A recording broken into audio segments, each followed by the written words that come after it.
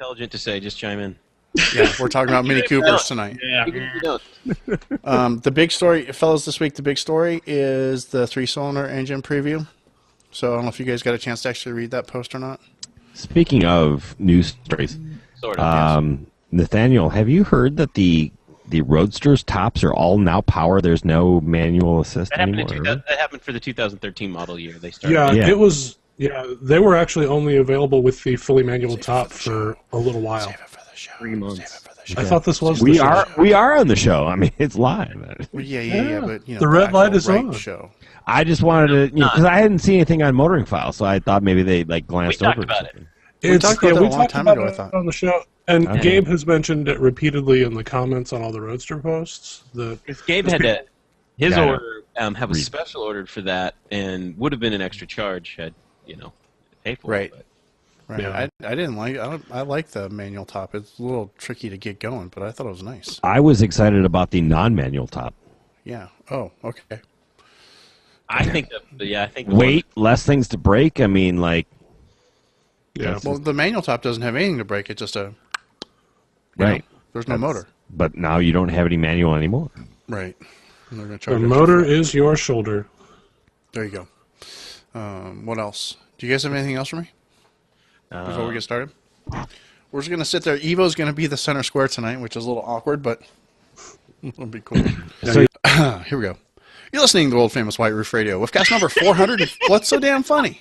What is so damn funny? It's this guy, right? You look like you were starting to crack up, and I'm like, I'm gonna lose it. Mute. Not enough time. What the hell? You just totally blew my intro. Now you The gotta do it look all on over your again. face was like, I'm gonna lose it. You're listening to the world famous White Roof Radio. Woofcast number 452 for Monday, January 14th, 2013. Tonight brought to you by CravenSpeed.com, MotoringBadges.com, and OutMotoring.com. Mini performance, speed, and style. It's OutMotoring.com.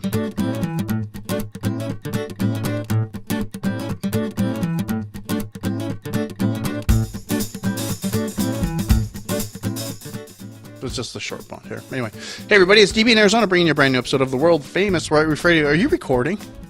Yeah, we have. Oh, okay, good. Whew. Doing another live show for you, second Thursday. We had to jump through some extra fiery alligator hoops to get it started, but we're actually here doing a live show via Google+. With us this evening, no particular order, we've got our chief mechanic, Chad Miller from Detroit Tune, DetroitTune.com. Of course, my good pal, Todd Pearson from Lenexa, Kansas. Nathaniel Salzman, bringing in the hat trick with Bimmer File, Motoring File, and ScooterFile.com. And sitting and watching us smoking cigars and drinking IPA on his patio in Phoenix, Arizona, is Evo Terra. Because you guys don't know not who to he be is. confused with a Mitsubishi. Not to be confused with the Mitsubishi. We're here talking about mini stuff for you on a Monday night, like we like to do, fellows.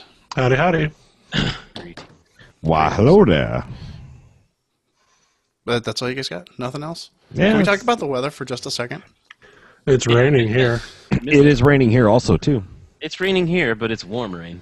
Yeah, it's actually, I think it's going to be, we have freeze warnings in Phoenix for the rest of the weekend, and Southern California as well. I'm pretty excited about that, actually, because I'm going to Southern California as I record this, and we talked last Thursday, and if I saw anybody at the SCMM 10th anniversary party last weekend, hi. Otherwise, if you guys are watching tonight, I'll see you guys on Saturday. But yeah, SCMM turned 10.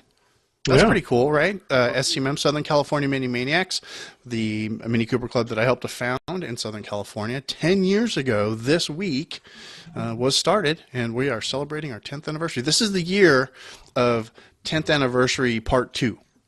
Yes. For a lot of else. Yeah, a lot of things turned 10 this year. Because Like, last year was Mini, and Mini USA turned 10. So, And the Dragon. then everything kind of started this year. So, except for the Dragon. I don't know how the Dragon ended up starting last year. That was a fluke. But the Dragon will be its 11th year. But Anviv's number 10, SCMM's 10, Philly Mini turns 10. Their other favorite club on the East Coast, they turned 10 this year. There's another event. I think maybe Mini's on Top might be 10.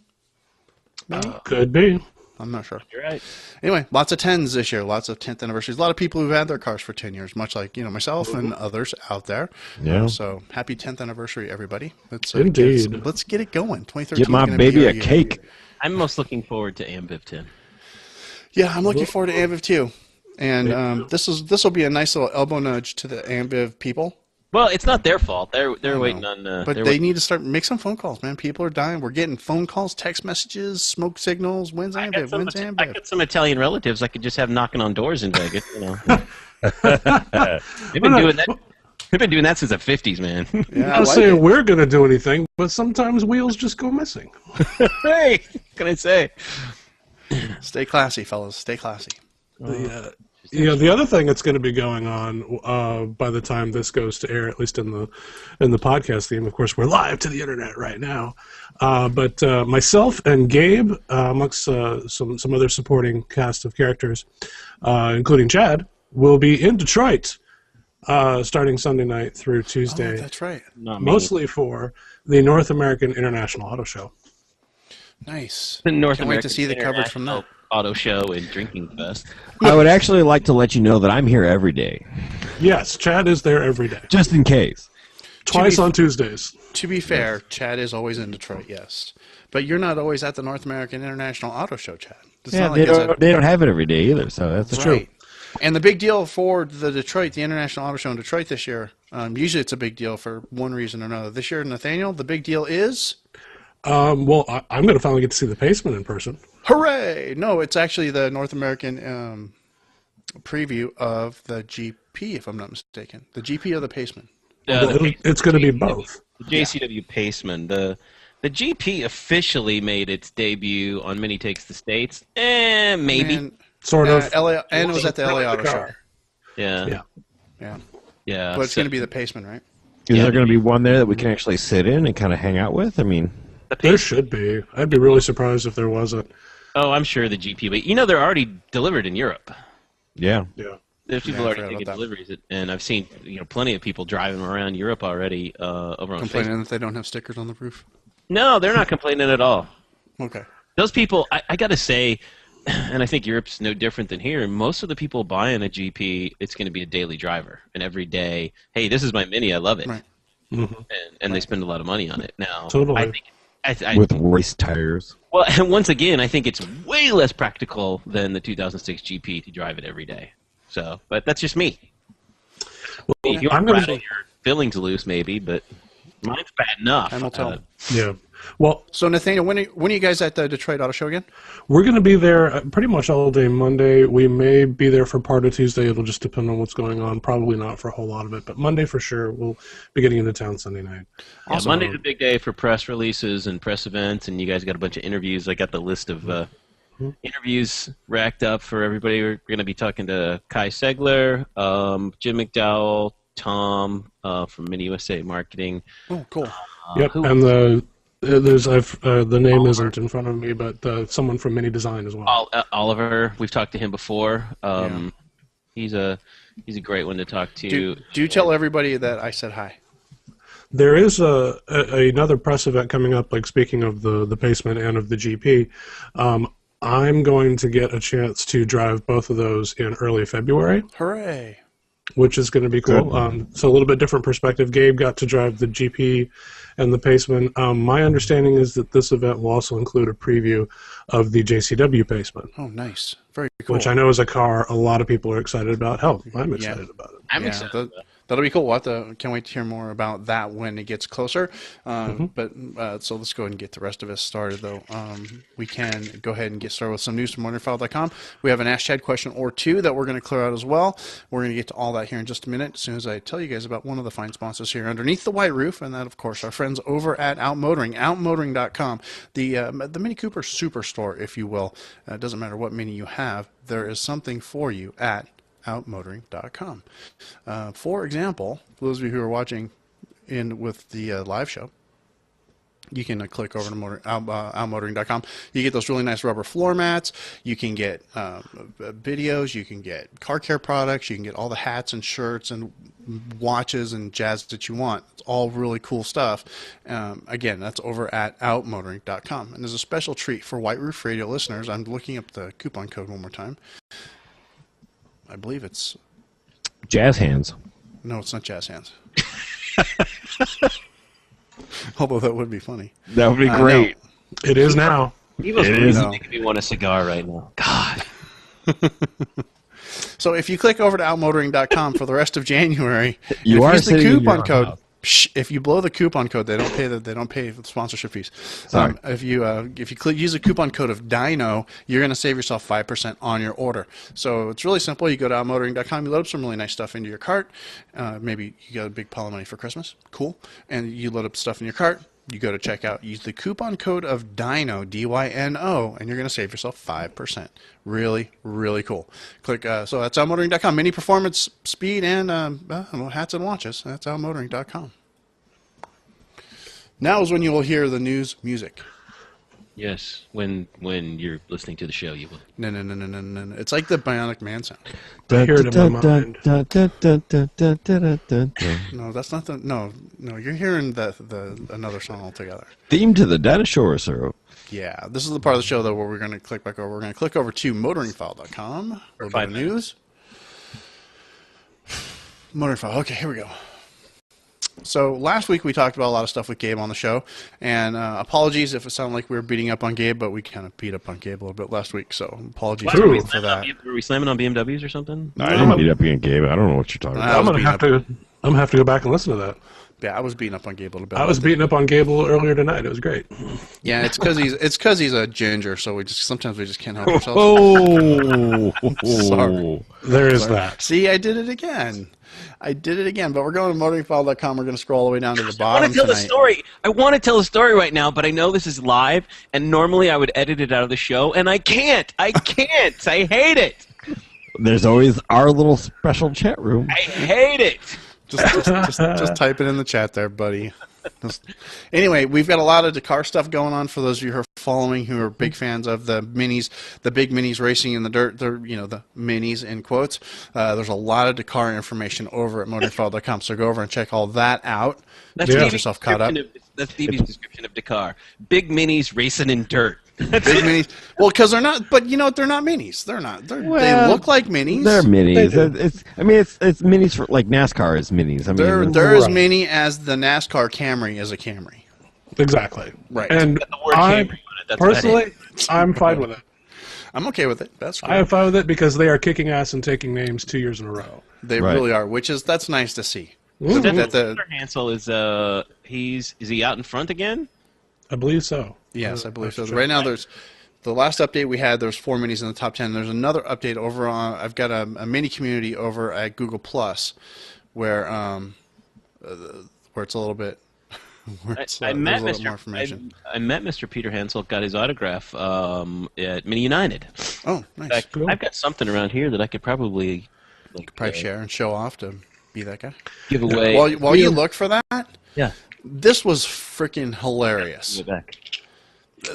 Mini doing their not normal campaign stuck the fiberglass Mini. You guys have seen this fiberglass Mini. It's on the side of Mini Cooper dealers everywhere you go. They That was stuck this funny. on the side of some building in Houston, Texas, right. and it got a ticket. We don't take kindly to people putting cars on the sides of buildings around here. Was that your best Texas accent there? Best I got to show you all this. Hang on. Not my Hold on a best second. one. That was very Hang on a second. Midwest. So, y'all, this is what they do. So, we have a Mini here on the side of the building, right there, and there's a ticket from the city of Houston, Texas. Their road ticket. And what's Is that a funny is that That is so funny. it's not a real Mini. It's not a real 2,700-pound Mini Cooper on the side. It's this fiberglass shell of it. And we all know that these fiberglass shells, one of the first ones we saw was a Countryman when we were in Denver at Mini Takes the States, right? Yes. And DB and I and Gabe and Chad, we were all standing around talking to Vinny from Mini USA. And Vinny goes, hey, guess how much that Countryman up there weighs? I'm like, I don't know, like, 1,000 pounds? He's like, no, it weighs like less than 200 pounds, right? And we're like, oh, bull. So we all walk up. He goes, no, come on. So he grabs us all, and we all go up around it, and we get around the outside of it, and we lift the thing up in the air. And then, like a half a second later, like every one of us, we've got like a cop or security guy behind us going, freeze, drop it, right? Yeah, that was good times. Good times. So anyway, don't. So Yeah, just, but if that 200-pound car falls off that building and hits somebody, I mean, yeah. Well, today's top tip: Look at her. don't park your fiberglass Mini on the side of a building, especially if you're in Houston, Texas. Moving on. What actually I was really the most excited about this week was the three-cylinder engine preview. Did anybody get a chance to read through this?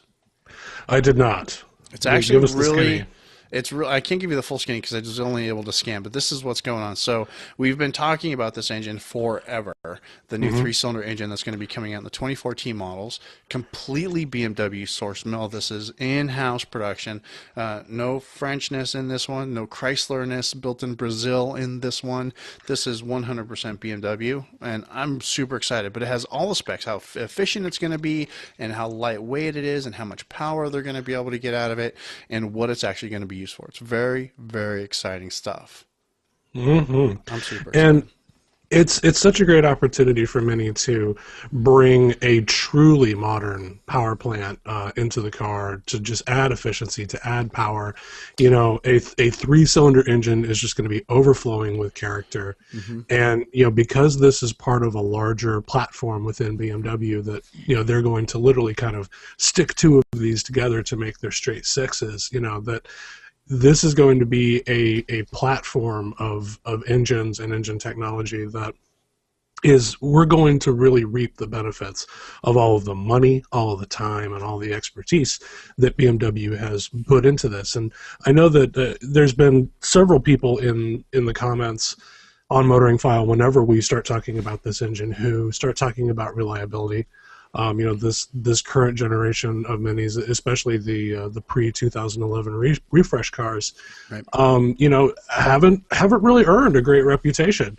Some of that is oil change intervals and other things that we've talked about a lot Turbo on the show. failures, death rattles, all that jazz. Yeah. Yeah, you know, timing chain incidents and, you know, things like that. And I think that there are people out there who you know, maybe had a bad experience with that, and, you know, but still have an affection for the Mini brand. And I would hope that all of the development and whatnot that we already know about that's gone into this engine would be encouraging to them and anybody else who'd be thinking about a Mini. That, you know, I am very optimistic about not only this engine delivering on what it says it's going to be able to do, but just that all of the engineering and especially the investment that BMW has put into this, which is just order of magnitudes more than they spent on previous engines.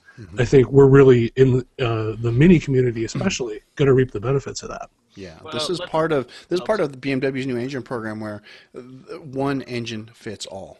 They're using this. They're using one engine, and it's going to be multiple configurations: 3-cylinder, 4-cylinder. I think they're going to do a 5-cylinder version of this engine, Nathaniel. I don't know off the top of my head, but if they did, it'd be a great candidate for like the X3, Right. or even I can't remember if they're doing like an X2. So 3, 4, and like 6 that. for sure. Gasoline, diesel, turbocharged, baby turbocharger, bigger turbocharger, dual turbocharger. This is the engine that BMW, they built it. They're standing behind it. They're going to use it across the brand, which is really both brands actually. And Super exciting. they're going to use it for, you know, the various power output ranges. You know, so you're going to have your Mini 1 and your smaller, your Mini Cooper, and then all the way up to like your JCWs, to your possibly like M cars and whatnot in the BMW range, that, you know, are all going to be using basically the same block, the same like engine core. Right. Well, And that's along with really what you encouraging. were saying- Go ahead, along Todd. with what you were saying about the 3, 4, the 6-cylinder, the series, they just start with it and they start chopping off cylinders.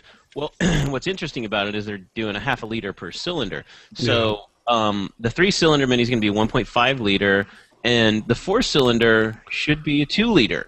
So what's yet to be determined is that going to be on the Cooper S? I mean, we've been tossed around ideas that all new Minis, starting with the F56, are going to have 3 cylinders, and then it's like, no, that's not going to happen. There's going to be 4 cylinders in the S, 3 cylinders in the Cooper. I'm But not really sure. I think the interesting thing is it's going to be a 2 liter engine there. 2-liter 4-cylinder in the S would be amazing. Yeah, or maybe that's Right. what we see in the JCW, because we do know that they've been able to get a reliable like 186, 190 horsepower out of the 3-cylinder engine. So they've gotten 230 out of the 3-cylinder engine because there you go. It's the front end of the what's the 8 you know, the Eco, that supercar that they built. Oh, right, the i8. The i8. it's got the three-cylinder in the front and the electric engine in the back, and it's pumping out 230 horsepower. There you go. So it's the same. It's the exact same engine. It's the basis of the same engine anyway. So right. So yeah, it's really BMW is looking at it as a matter of how aggressively do they tune the engine management and how big of a turbo do they put on it. Right. And it's obviously not like quite that simple, but in broad strokes, it really is. And so yeah, the breakdown is going to be really interesting. We could see the S and even maybe the JCW still be a 3-cylinder. I think it'd be really interesting to see the JCW pump out some bigger horsepower numbers in a 2-liter engine is an easy way to do that. Yeah. It really makes sense as far as a financial standpoint to do something like that, to have all of these one style engines and just have all of these different parts that go to it, because you're making one piece for all of these different models. And price wise, it makes totally sense. And I wonder, do they all use the same starter units? Do they all use the same alternators? Do they all use the same water pumps? Things like that. I would almost bet they do. There's got to be huge economies of scale. Right? Yeah. Yeah. Anyway, it's exciting stuff. I'm super excited. But the funny thing is there will still be all of these little things as a mechanic you'll look at it and be like, okay, why don't they have the same coil packs from Cooper to Cooper S? Oh, right. man. Why don't they have decals on the roof? Why? Well, no. No. Sorry. I mean, decals are decals, but when you're looking at it going, okay, why is one engine have one coil pack and the other engine have the other coil pack? They both need the same amount of volts to make the same amount of spark, so why is one maybe with different than the other? with this engine series they'll be able to get away from that, Chad, and a lot of the I hope so. hood components will match up. I hope so, because I ran into a problem the other day. I was like, why is this one different than a Cooper versus Cooper S? Because realistically, they're both making spark. They're both doing the exact same thing. There's no reason to have it different. And that buying in bulk is huge. I mean, it's just going to be so much nicer. So Right. Especially when you spread it across, 1.5 million vehicles a year. Right. Anyway, really exciting stuff. Be prepared. That is coming down the pipe in the F-56, which we're supposed to see sometime next year. Now, I had a quick thought. Re the 4-cylinder versus the 3-cylinder. You think they might roll out and do how they always do updates in the past? So the first F-56 car will be the Cooper with the 3-cylinder engine, but they're going to continue to build the R-56S maybe for a year, or do you think it'll be here we're no longer building our R56s.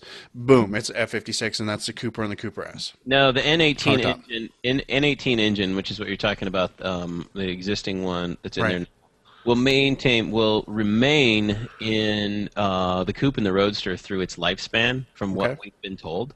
Right. So there's that. So it will be one of these instances where there's 3 or 4 different engines in different minis. Okay, we've got. So this will continue to be the Clubman. The Clubman, for example, will continue to get the Prince engine. Yes, more likely than not. However, it would not be out of character for BMW to do an engine change in the car or a transmission change in the car before actually refreshing it. Just so we don't know yet, but we could see the new engine in some of the older body styles, like the Clubman or the convertible or the Cooper. It's possible. The Clubman update, the whole F55 update, should come 2 years later. So I'm thinking it's scheduled for 2015, because it came out in 2009 as opposed to the R56 in 2007, and then the Coupe and the Roadster, which were the last in the series. It's kind of like, remember when the I don't think they're going to want to wait that long to roll out the new engine. Would you? I don't know. Remember when the R56? The R56 came out. And the N14 engine for that, you could still get a supercharged engine in a convertible for 2 years. Yeah, for 2 years. Sure, for 2 years. But are they going to carry that on for 2 years for the Clubman, 2 years for the convertible, and then an additional 2 years for the Roadster and the Coupe? Well, I think That's 6 years out. We also have to keep in mind that the R50 and the R53 was not really a BMW developed platform. That was mostly done by Rover. That's true. And so we don't know to what degree bolts line up and things like that in the F56 so as to allow them to go from having to support 2 engines to just one. Probably so. Just like when we went from 2006 to 2007, there wasn't a thing on the car that was interchangeable except maybe the wheels. Yeah, there's very small things. Yeah. Yeah, The so- rear suspension components, like Yeah. the aluminum trailing arms and stuff. So we're going from. we're not so sure. basically, what's happening is we're going from my car, which was designed to build by a man in a shed, to this brand new, fancy F-56 car. Not this one, but the F-56 that was designed and built by robots in computer-controlled environments and really nice and I fancy. tell you what I'm excited for, besides just the new engine lineup, is going to be Mini's updated transmission lineups, because I mean the engine's kind of only as good as its transmission. Right. True. We will continue to see, probably some great Jetrag or other sourced 6-speed manuals, but the Minis will finally start to get some non-traditional manual transmissions. I won't go so far as to necessarily call them automatic, but we'll probably start seeing some dual clutch transmissions, some of which might even be 9-speed. But That's not going to happen. There's not going to be a DCT in a Mini. I can almost A guarantee. DSG. think so? I don't think there's going to be a DST. No. It's really too bad because automatic Well, sucks so bad. there could be, purely for the fact that if the 1M and the Mini start sharing some stuff, they're going to put that. It's They're a gonna put- possibility because there's the BMW higher end, more performance BMWs you can get with the DCT. Right, and if nothing else, then there's the guys like me who are like, hey, we can totally put that in because it bolts over because it's the same engine. So I think what we're going to see more than that is just changing the transmission. We're going to see 7 and 8 gear automatic transmissions, either 7 or 8 gear. And hopefully much better ones. yeah, Yeah, they very much should be. But you think about that, the 8 gear transmissions now, even in a BMW, when driven gingerly, if you will, on that, the things shift like 1, 2, 3, 4, it's like it goes through gears like this for economy, and that's kind of the one of the reasons they're there. But when you really push it, you can push it and get a little more torque in there, and Push it real good. okay, salt and pepper. Anyway, so that's the new motor. Finally, let's close off news with Mini breaking sales records. We touched on this a little bit last week, but apparently Mini and BMW just had a blowout 2012. They sold all of the cars. I cried BS on that again because my gosh, and not in the 300 Midwest. They sold, so Mini worldwide had sales breaking 300,000. 300,000 units sold. Went through, that's a full year's production out of Oxford. Full year's production paid for. You don't think they actually sold every car they built somehow? Even if it was just to a dealer? Yeah, there's some fancy bookwork in there somewhere. Probably. Anyway. Well, beyond just Mini and BMW, like BMW Group had a great year. Rolls-Royce sold like crazy. a ton of cars, didn't they? As they Like continue to. 1,000% increase in sales. Yeah, but all they have to do is sell 300 cars to get 1,000% increase. I mean, come on. It's not that But big. closer to planet Earth, BMW Motorrad, the motorcycle division saw 47% growth in December, year over year. How about Husqvarna? How about them tractors? Well, hey, say what you like about Husqvarna. There's a Husqvarna currently leading Dakar. So, Oh, look at that. Huh. yeah. Go. What is And those, not to make it about motorcycles, but talking about sales, to have like huge double-digit 40+% growth in this motorcycle market is pretty insane. Like, it just Especially in doesn't- December. Who buys a motorcycle in December? well, other parts of the world, that's it. Yeah, I was gonna say a lot of people probably Right. are, because if Sure, I was got like in the market for a motorcycle, like a brand new, like this is what I want, I'm gonna go in the middle of December or January to a Yep. motorcycle shop and say, I really want this bike, but can like you buying maybe a like boat. throw on the floor mats or something like that? And they're gonna be like, yeah, totally, here you go. Hey, Chad, I'm sorry. Really oh, quick. that's right, motorcycle. There's no floor mats on motorcycles. I know. There are on BMWs, DB. Oh, well. Yeah, it was more Hey, of a. Todd, do you remember that one motorcycle that we saw? We were in England for the plant tour before we went to Mini United, or when we were at Mini United, and it was like a BMW motorcycle, but had like that big plastic bubble cocoon thing around it, the sphere. The C2. C2, sorry. yeah. The C2. Is that what it's Yeah, called? the C2. I think that one had floor That was mats. made at C2 was made in Bertoni, the same place my GP. Mm-hmm. There you go. Oh, Yeah, and they sold about as many as they did of the GP. Yeah. Not very many. They're rare. They're rare. And the final Nice. story is this guy right here is defending his his Dakar win last year, Mr. Stefan Peter Hensel. Right. And, There you go. yeah, so keep an eye out. That's going to be going on for the next few days, so keeping our fingers crossed. Excellent. So endeth news from motoringfile.com. Yeah. I want to say a shout out one more time to our friend Evo Terra for stopping in and saying hi. You can see him over at the Books and Beer Hangout at Evo. Turn your microphone on. Tell us where we can find you guys. For those of you who are interested in digital publishing, Evo is your man. Books and Beer Hangout is your podcast. What's the website address? Yeah, check out epublishunum.com. Just like what's written on your money, except it's epublish. epublish unum. You understand the difference here. See, Epublish Unum, and I will make sure that there is a link back in the show notes over at whiteroofradio.com. Thanks, Don. Thanks, guys. I'll let you guys go for the nose. Have fun. Thanks, Yeah. Evo. We'll talk to you soon. Evo. So, out of publishing one, is that what that stands for? I'm not really sure. Anyway, he's a good guy. Chad found the effects. We share birthdays.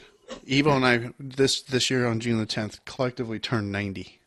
We're gonna do a giant pub crawl or something. I don't know what we're doing. You know what's going to be really close to that? The Philly 10-year party. The Philly 10-year party is the weekend before my birthday. So it's a good way to kick off your birthday week. Let's really hope that it doesn't conflict with Amviv. With Anviv, yeah. Indeed. Anviv. Anyway, the Soloneth News, motoringfile.com. Really quick, though, let's move on to, before we do Smash Chad questions and other things, is I want to tell you guys about our friends Craven Speed, cravenspeed.com.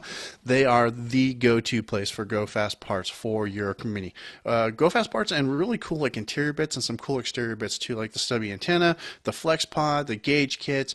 Of course, if you've got an R53, you're going to have a Craven Speed pulley. That's just a given. Cravenspeed.com. Go over there, check it out, find some cool stuff. Then go and buy some cool stuff. And when you do buy some cool stuff, if you use the coupon code of DINO when you check out, you're going to save yourself 5% on the order. Really simple. Cravenspeed.com. Load up a cart with some really cool Go Fast goodies or a stubby antenna or whatever you like. Maybe even one of those really nice dipsticks. Go to checkout. Coupon code of DINO. Save yourself 5%. Cravenspeed.com. Home of the Electric Mini. Also, our man Kellen is coming to Phoenix in March. And we're trying to do something with him. Also... Craven Speed. We're still talking, but I'm pretty strong feeling that's going to be the home of Woofcast 500 up in PDX. Just saying, I'm going to be silly. We're going to go up there. Sounds It's like time. fun. The Pacific Northwest gets ignored. They get treated. The mini community in the Pacific Northwest, they get treated like the redheaded stepchild in the mini community. They are always ignored. And I think it's time to bring some love to the Pacific Northwest. And I'm ready to go. I think we're going to do it in the shape of Woofcast 500. My bags are packed. Where is his shop located? Where in the Pacific Northwest? Somewhere in the Pacific Northwest. Portland. Portland. Portland. I think. I can tell Where you. the dream of the 90s is alive? Yes. There you go. I actually don't know where they are. No, it's in Portland. I think but it's somewhere in Portland, though. Are we going to have to take the internet away from Chad? Yeah. We might have to. You never know. That was the one I was looking for. Okay. It's the morning zoo up in here. It's really weird because we're doing the hangout a little bit backwards tonight for those of you who are watching along at home, playing the home game. Normally we do this through the White Roof Radio page, but Google's broken. Chad probably broke Google. Google's I broken, didn't break Google. so we're not able. And I have no idea how many people are actually watching right now, except for like the 5 people that chimed in and like sent text messages to Chad or So have cool. commented everywhere that I just can't pay attention to because I'm trying to run a show. But we appreciate you being here, and we love that you're here. And we're working on that live chat thing. Yes, we are.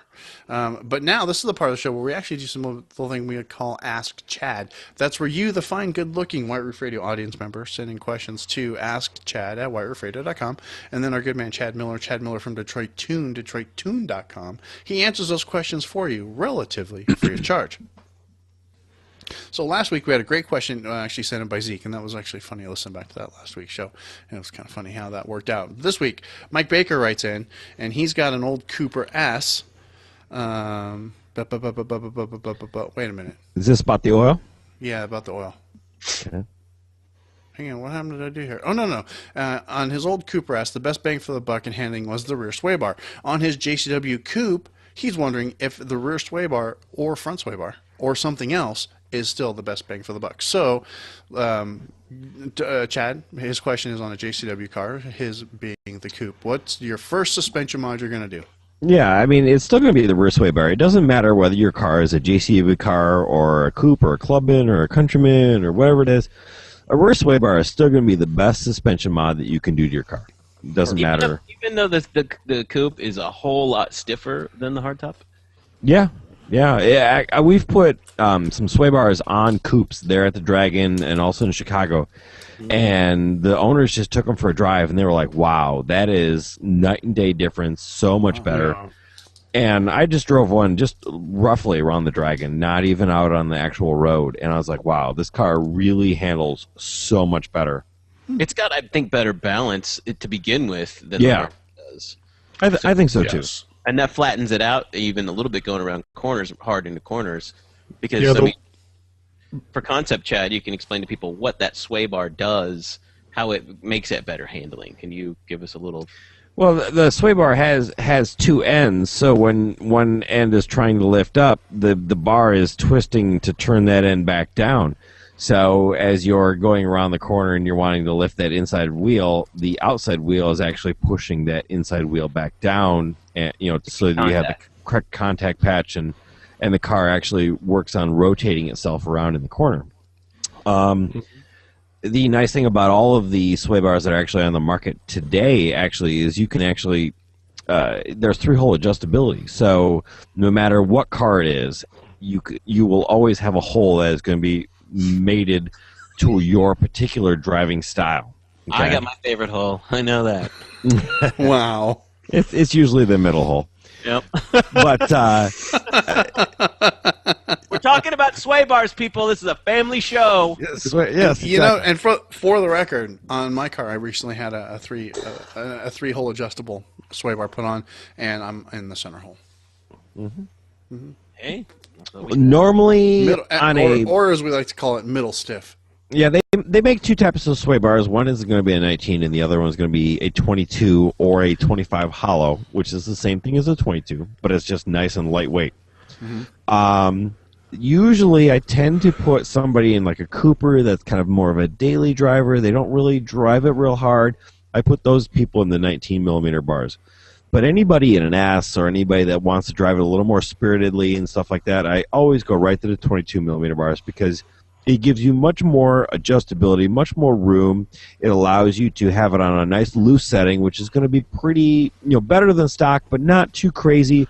Or the middle hole, which is exactly what most people want. You put it in the middle hole, you're done. You don't have to do anything else.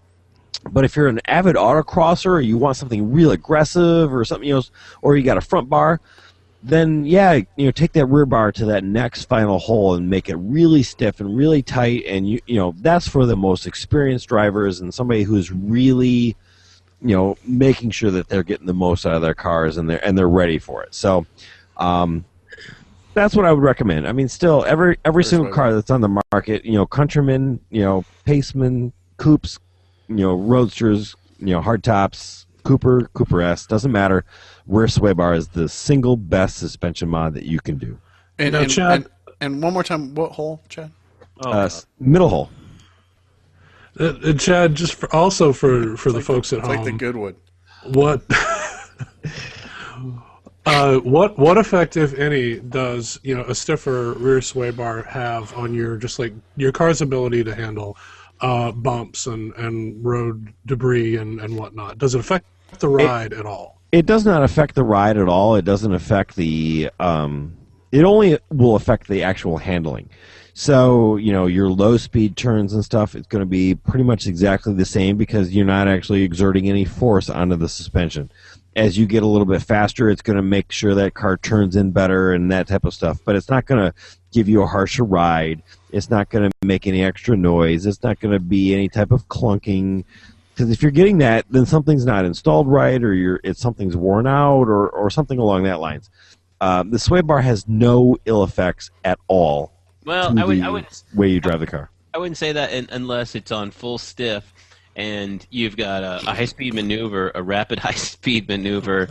If you're in the third hole, if you do a rapid high-speed maneuver to avoid something, let's say you're doing 70 miles an hour down the highway, and a pallet falls out of a truck in front of you, and you go to swerve, you are increasing slightly your risk of getting that ass end around and getting a little sideways. This is that's true. That's about it. But the ratio of people that have it on that stiff hole versus people who are in the middle hole are very small. My gosh, we got. You're right. We are. We're all 12 here, but at the same time, you shouldn't be You shouldn't be following that truck that has pallets, that closely, anyways. Yeah. So and you should know how to drive your car at the limit anyway. Right. You should have played with that on a snowy afternoon or something. Yeah. But Yeah. Anyway, that's Ask Chad. Mike, thanks for writing, and we do appreciate it. If you have a question for Chad, all you have to do is send that over to us. Ask Chad at wireroofradio.com. We'll get that answer to you, probably even on the air. What? Hey, what? I have even. I was asked this question again. This is. I think, Chad, you probably have heard this more over 10 years than just about anything, and it is from an owner. Can I have your phone number? Besides that, see, if you have a Cooper, right? And DB's even talked about this many times on the show. But let's say if you have a Cooper and you want to do performance mods to it, and we're beyond the suspension. We've done the sway bar. We've done springs. We're ready. Like, what can we do to performance mods to this thing besides an intake and an exhaust? And my answer to the guy was really nothing. And he goes, "Well, hasn't anybody chip tuned it yet? Has anybody do a chip tuning or anything like that?"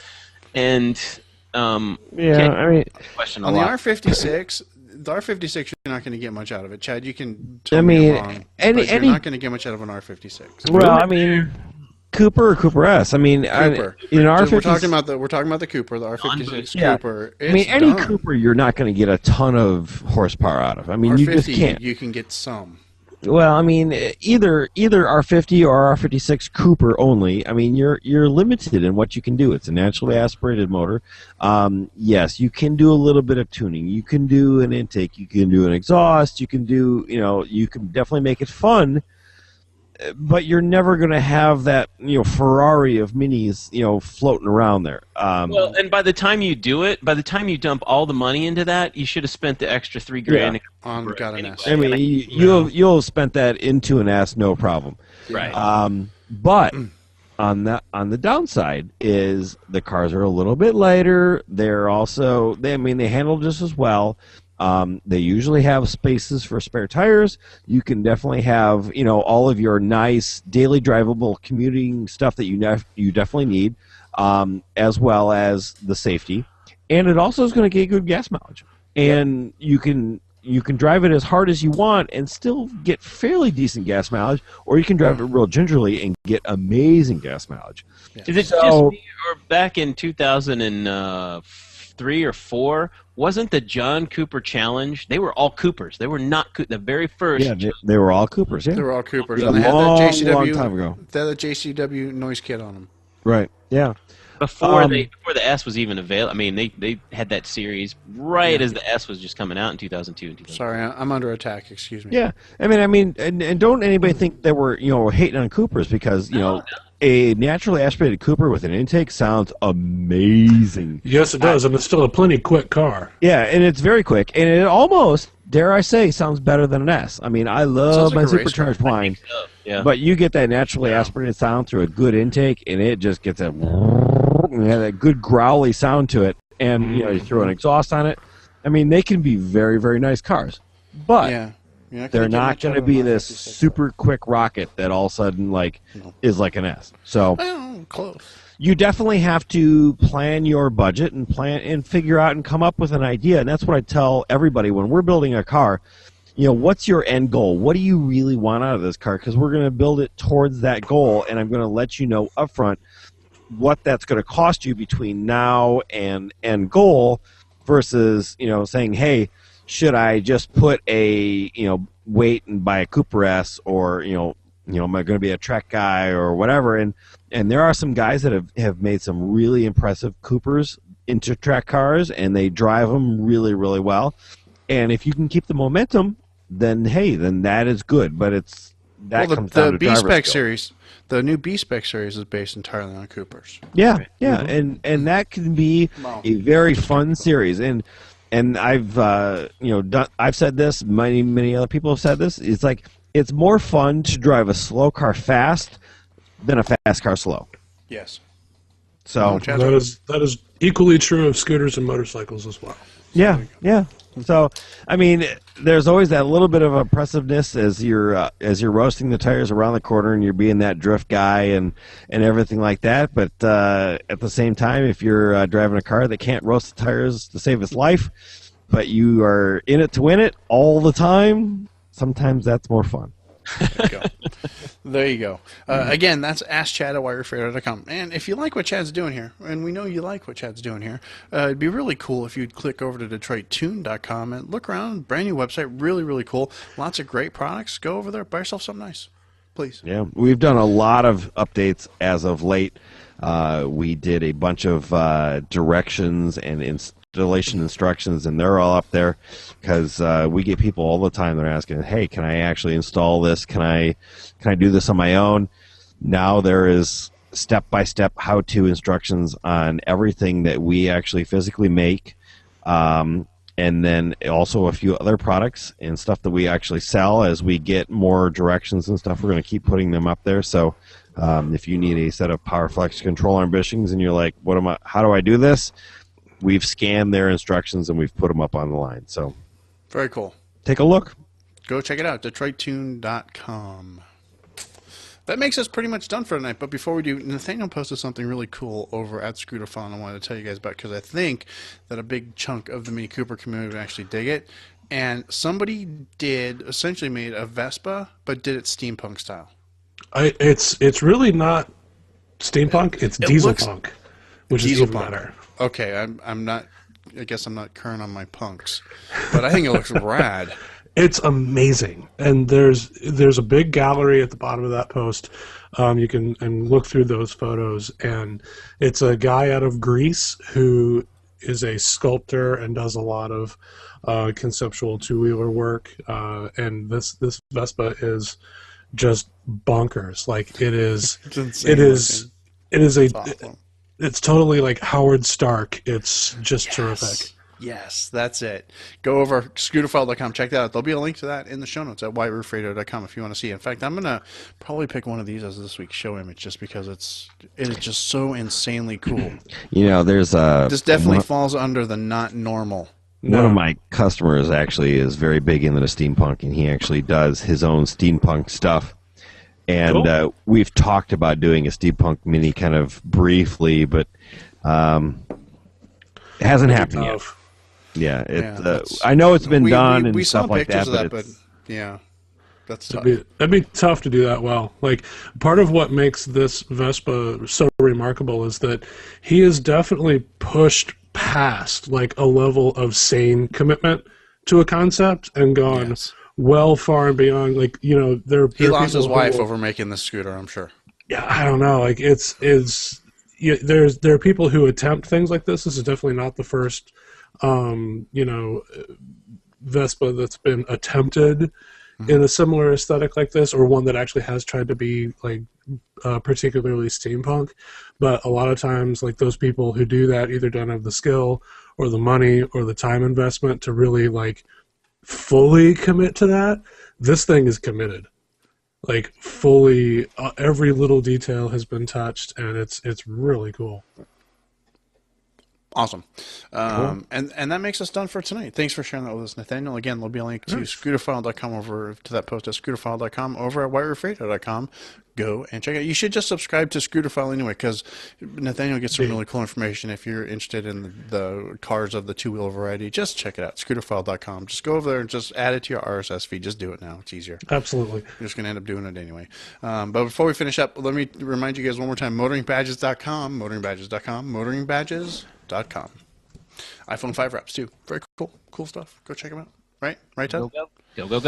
Todd put somebody's nuts on the back of an XB this week. Actually, maybe I should because I want Paulson's comments to be on that one. Oh my gosh! It should have said it's a nut and candy store, and maybe I'll let it out of the real show. But what did he say? He's like, DB said the funniest thing first. I said on the back of this XB, I should have said, "You're gonna love my nuts." Right? Like the YouTube video, right? The guy, the little chopper thing. Right, you're gonna love my nuts, right? And then But the on the back it says whatever nuts and stuff. And Paulson said that My nuts. I was rolling when I read my this. nuts and stuff should be in your mouth. Yes. Because that's the name of the store is We Be Nuts and Stuff. Yes, and he said your nuts and stuff should be in my nuts and stuff should be in your mouth. Shouldn't your nuts and stuff be in the center hole? Oh, and there goes the edit. Call back. Wow. Motoringbadges.com. Go over there, buy yourself some badges, please. Dress up your Mini for the 10th anniversary of your stuff with Mini. Need a new badge. Just saying. Just saying. Anyway, that ends our show for this evening. I'd like to thank everybody for coming by who watched us live. I'd like to thank everybody who's been sticking with us this long. We've got a great 2013 plan. I think we might have a dealer grand opening coming up here pretty soon. We've got some stuff happening in Arizona. We're going to have Ambiv. We're going to have the Dragon. We have a really big year plan. I hope you guys stick with us. It's going to be a lot of fun. But this is the part of the show where I like to make the funny clicking sound, and then I say questions, comments, or concerns. Click back over to whiteroofradio.com. There you can leave us a note in the show notes. You can also email us feedback at whiteroofradio.com. But until next week, this is DB. I'm done. Cheers. See ya. Good night. The recording is. We're done. Thanks everybody for stopping by. Hi. We're done. That's the show. Don, you never mess that back part up. I know. I got distracted. Like Todd, he was looking at my face. I looked at my face and then messed me up. I can't watch myself. Yeah.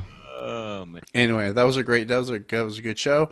Looking at site stats, I think we ended up with about 100 views this evening over at whiteroofradio.com.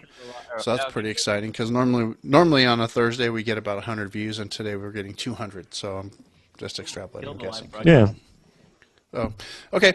Guys, thanks for joining us tonight. Again, this is the second Thursday of every month we do this. We get together live. Usually it's at the White Roof Radio Google Plus page, so if you are on Google Plus, circle us up. Otherwise, make sure you stay following us over at Facebook and Twitter to get all the announcements when they happen. But Next time we'll do this will be March. 2 weeks after the Super Bowl. 2 weeks after the Super Bowl, February. Believe that? What's the Super Bowl? Football, sports ball thing. So yeah, we'll be meeting. We'll be doing another live show again in February on February 14th. If you guys want to mark your calendars. February 14th. Valentine's Day. We can't do that. We can't do that. Yeah, we get in can. trouble if we do. We might. We'll see. We'll see. You guys with We do girlfriends. not celebrate Valentine's Day in this household. So There's let's do it. Hallmark holidays. Come on, please. Well, Stoley's Anyway. Zoe's going to be pissed. So. You know what? Anyway. You put it in your lap and you're just fine. Yeah. If you follow us over at Twitter, Facebook, and Google Plus, you will find out when we're going live. The week we're actually going live. So next month, for example, might be off a little bit, but we'll still do a live show for you guys.